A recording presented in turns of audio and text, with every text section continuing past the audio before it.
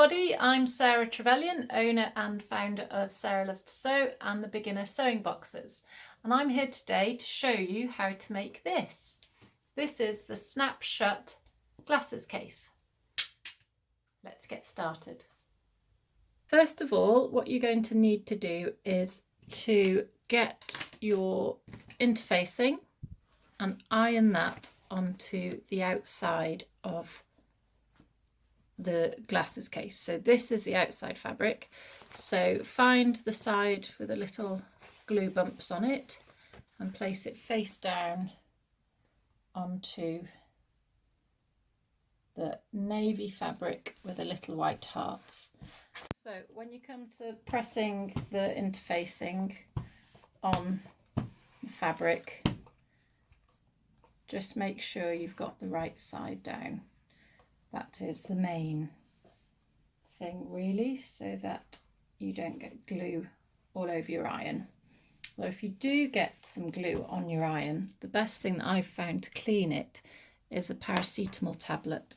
Now you do have to be careful that you don't burn your fingers, but you just, on a hot iron, you rub the paracetamol over it and it sort of bubbles up, but it just removes any of the gum, the glue. So I'll just let that cool while I go and quilt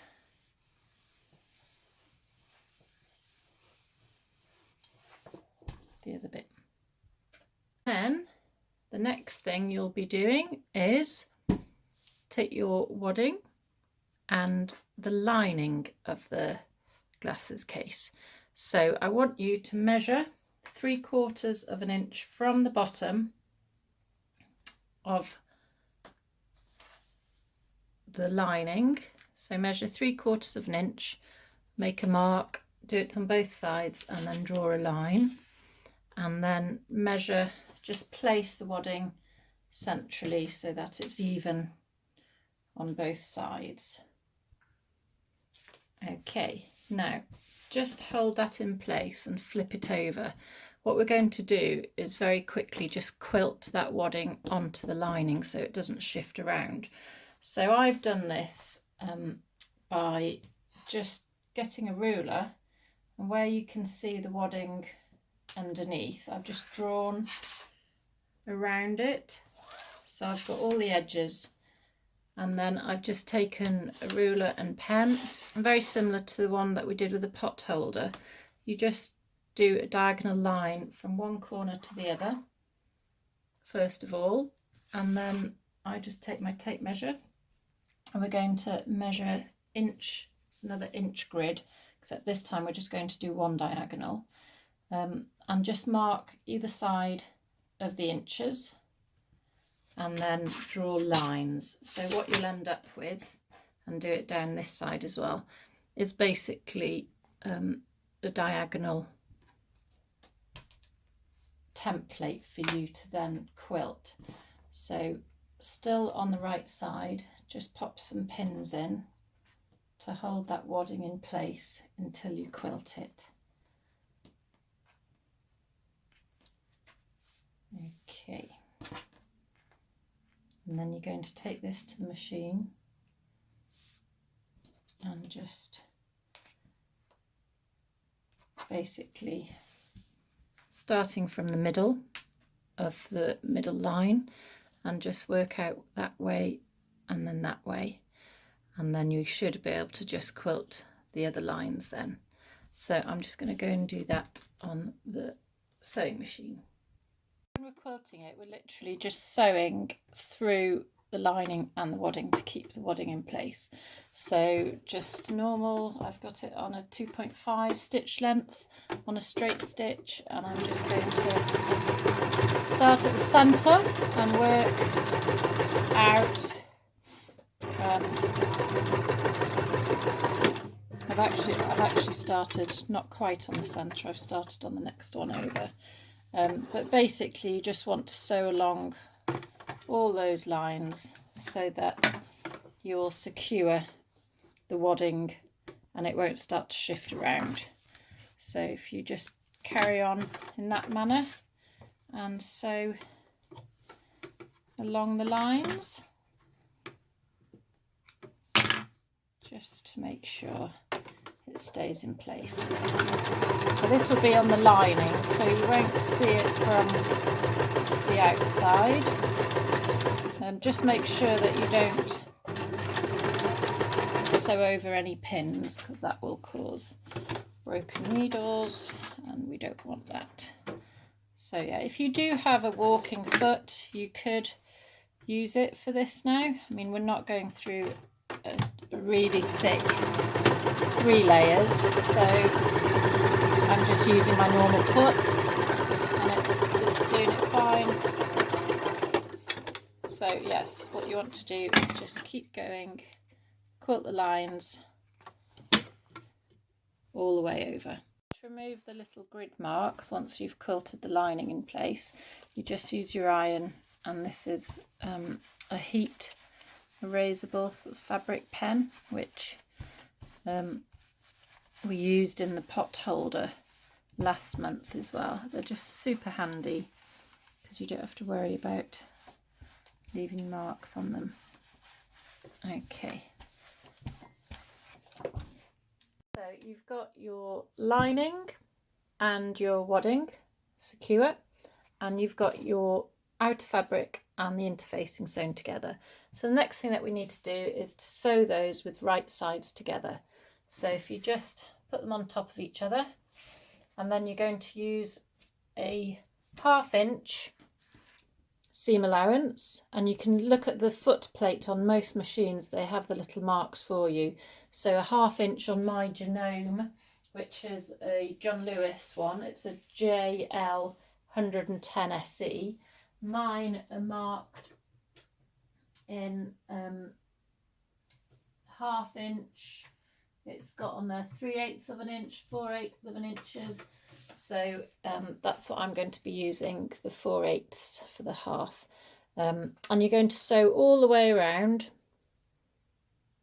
leaving a gap to turn it around the right way on the side, and then keep going. Okay, so I'm going to start from about midway here, 1/2 inch straight line all the way to about there. So let's just pin that in place so that it stays nice and even. And I'm going to put my pins where I'm going to start and finish here, and another one up here as well. Okay, just going to go and do the seam allowance. So I've lined it up with my first pin as a marker there, and just do a few little reverse stitches. So I've got my edge lined up with a 4/8. I'm just going to do a few little reverse stitches there just to secure that edge, so when I'm turning it around the seam doesn't rip. And you want to just guess where you think it's going to be on the 4/8. I think I could do, oh yeah, that's right.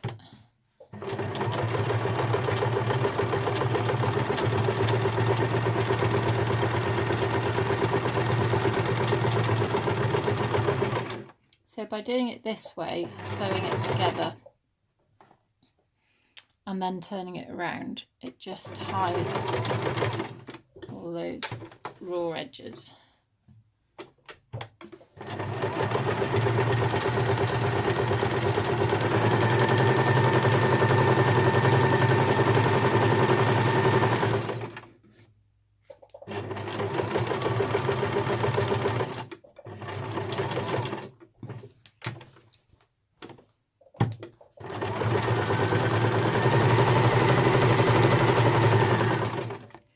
Just sew all the way around until you stop. Remember to stop, remember not to sew it up completely. So you've got the pin there as a marker, so I'm just going to stop there.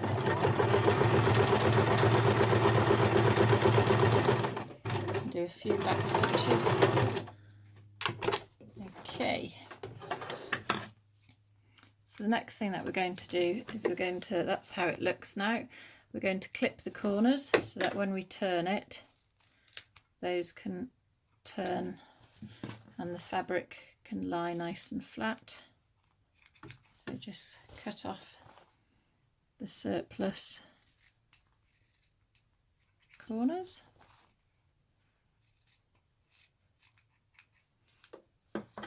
Like so. This is what it looks like now, and we've clipped the corners. So the next thing to do is to start to turn it the right way around.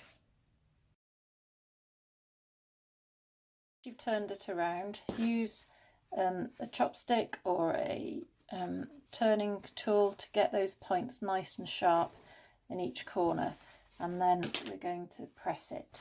So when you press it, make sure that you're going to press the opening bits down, and then you can do a nice little closure on that, a little ladder stitch, which I'll show you now. So for the ladder stitch, get some needle and cotton. Always thread the needle with the end that's loose on the cotton, not the one that you've just snipped, and that should stop it getting too many knots in it. So get yourself some needle and cotton, and then find the edge that needs sewing. So I'm just going to put some pins in this. So make sure you can see on the camera as well. In fact, I think I'm going to clip this.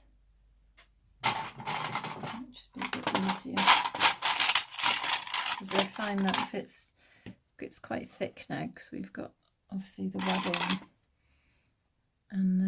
wadding and the interface. So you can start this with a knot. A knot I tend to do is just as if I was going to do a normal knot, but I just keep wrapping around and around and around, and then that just gives you a little bit more. I don't know if you can see that.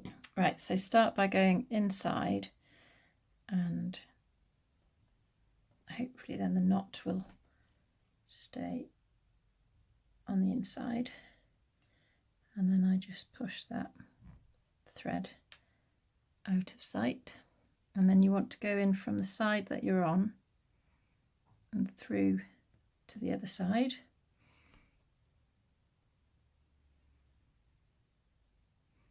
and again the side that you're on through to the other side, and you're just working your way up to the top. So this will just close that hole off very discreetly. So sew up all the way to the top. Okay, so once you've sewn up the edge, this is what you've got. Now you can feel and see on the lining side where the wadding finishes. So this bit at the top is what we're going to fold over, and it's going to be the casing for our closure, our snap closure. So if you have a look at the closure, the way it works, it slightly bulges out on the outside.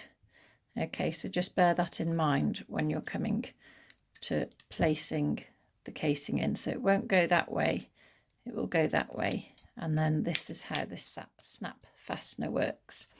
So what we've got here is the lining, and it's up to you if you want the contrasting turn down, which is what I'm going to do. So this will be what the glasses case looks like. If you don't want this contrasting casing at the top, then you just simply fold it down that way. So when it's turned, it will just be in the blue and white fabric, and then the lining will have the casing at the top in blue and white, and then the white inside. So if you want to do it so it's just a plain blue, fold this down this way. But if you're going to do as I am and have the lovely vintage hearts at the top, then you need to place it this way round. So grab your fastener and just place it on the fabric, and what we want to do is we want to fold down enough, so if you place it near the wadding, enough so that we can sew it in place, and that will act as the casing. So make sure that you've got enough fabric so that you'll be able to sew along here, keeping the casing in there. So once you've found your place, either clip or pin it. Now I think I'm going to use the clips again because it is quite chunky to get all the layers with a pin. And then I'm just going to go and sew a line down here. You can take the casing out whilst you sew it, but just make sure you sew a nice line. If you like, if you're more comfortable, you can draw a line yourself, but I'm just going to go and take it on the machine. Again, if you want to, you can measure the casing to check that what you've got at the top is the same all the way along. So mine is 3.5 centimetres there and 3.5 centimetres there.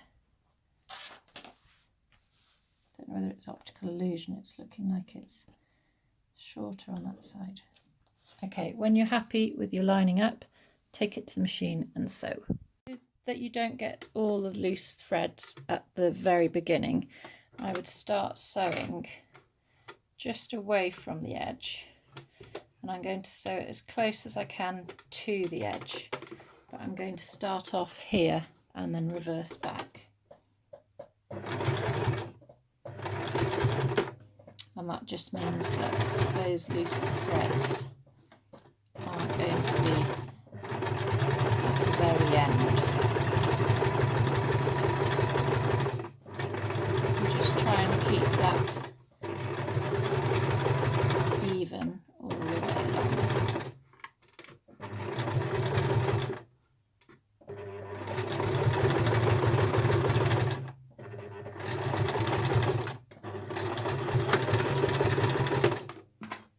And again, finish about 1 centimetre away from the edge. Okay, so once we've sewn the casing, next thing to do is to pop in the thread, making sure it's going to bend the right way. Pop in the fastening, sorry. So you want to get it in the middle and then close it over. But you want to make sure that you've got enough fabric either side so that you're going to be able to do a stitch down there and a stitch down there. So when you fold it over, they will line up. And then clip it in place.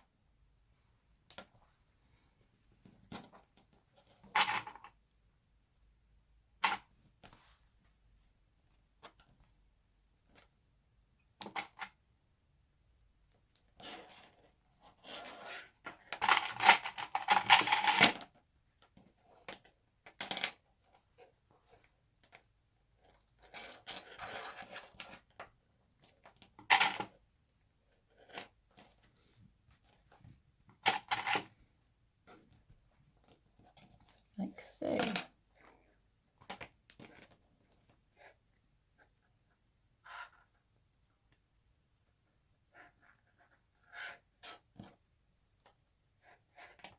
Okay, then you just take that to the machine and sew down and around all the way. So we're going to basically do, it's like a top stitch, so we're going to get as close as we can to the edge here. So I'm going to start at the bottom corner.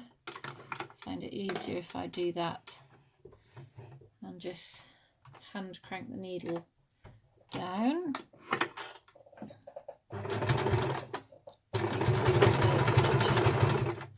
And it is quite thick, so just take your time. Make sure that you're constantly manoeuvring the fabric so that you're feeding it nicely as well. Just keep an eye on it and try and line up those corners as best you can. Just turn the hand wheel if need be. And around, checking that your layers are all together there. If it's a bit thick and your feed dogs are struggling, use my little pointy tool. I think it's called an owl. You can use this just to help feed it. So you just push it along underneath the foot.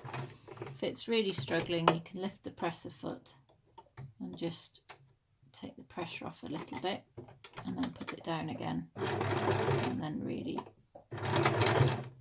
guide it through. Careful not to get the actual needle onto the pointy bit. Once the feed dogs have got a good grip again, it should be easier, smoother. Just keep checking you're catching the bottom layer in.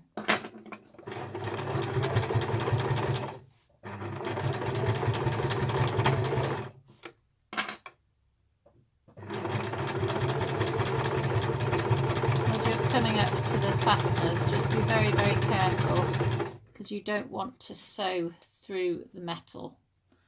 So just push it back as far as you can on both sides, and then it might be easier, you might prefer to hand stitch a little ladder stitch again at the top. I'm going to see how far I can go with this. I don't want that corner to stay up, so I'm just going to press that down. And very carefully, I'm just going to, with my hand wheel, take each stitch really carefully now, because I'll be able to feel if I'm going slowly, if I'm actually going to hit the metal, because obviously you really do not want to do that. So just keep going until you get right to the top. And then what I'm going to do is a couple of back stitches to secure it.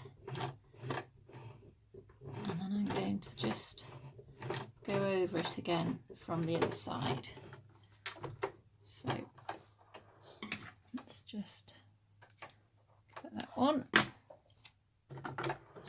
And just to give this a bit of extra strength, I'm just going to go over those stitches from this side, so starting about a centimetre away from the edge, go back a bit, and then I'm just going to again very carefully have to just lift it up a bit because the feed dogs are struggling to get a grip, and I'm pushing, applying quite a bit of pressure here to keep all this thickness going through, but very carefully testing with a needle to check that I'm not hitting any of the metal. And finish off with a couple of back stitch, and there we have it. Snip all your little threads. There we have it. Once you've cut your threads, you have your sunglasses snap fastener case. So all ready for either sun or reading glasses. But they make really nice little pouches with a handy snap so that the glasses won't fall out, even if you shake them upside down. So hope you're very happy with your new skills. And don't forget, if you like this video and tutorial, click subscribe below and like, and then you won't miss any of my others. And do visit sarahlovestosew.com for the boxes, so you get everything that you need for the projects. Have fun, keep sewing!